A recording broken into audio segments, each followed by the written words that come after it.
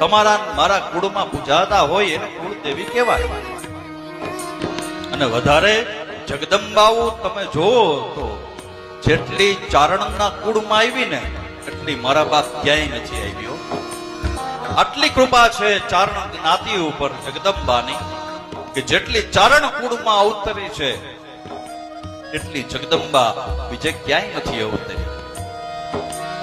મોટે ભાગે જગદંબા એના સંતાનોને આપે કે માગ તારે હું જોઈએ, પણ અહીંયા તો ચારણોએ કીધું કે જગદંબા અમે તને કંઈક દેવા માંગીએ.